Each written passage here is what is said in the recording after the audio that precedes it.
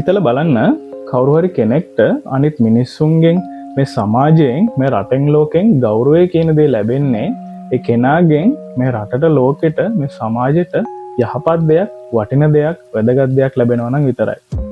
ගෞරව ලැබලා ජීවත් වෙන්න ගොඩක් ලොකුට සල්ලි තියෙන්න ඕනේ නැහැ. ගොඩක් ඉහළට ඉගෙනගෙන ඉන්න ඕනත් නැහැ. මොකද කොච්චර ලොකුට සල්ලි තිබුණත් කොච්චර ඉහළට ඉගෙනගෙන තිබුණත් ඒ කෙනාගෙන් මේ සමාජයට රටට ලෝකෙට ලැබෙන්නේ නරක දෙයක් නම් එයාව මේ සමාජයටවත් මේ රටටවත් ලෝකෙටවත් වටින්නේ නැහැ. ඒ නිසා හැම වෙලෙම උත්සාහ කරන්න ඔයා මේ ජීවත් වෙන සමාජයට මේ රටට වටිනාකමක් එකතු කරන මිනිසෙක් විදිහට ජීවත් වෙන්න. කරුණාවන්ත වෙන්න.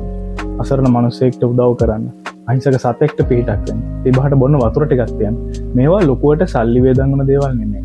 ඒ වුණාට මේ පොඩි පොඩි දේවල් එකතු වෙලා ඔයාගෙන් ඔයා ජීවත් වෙන සමාජයට ලැබෙන ඉම්පැක්ට් එක ගොඩක් ලොකුයි.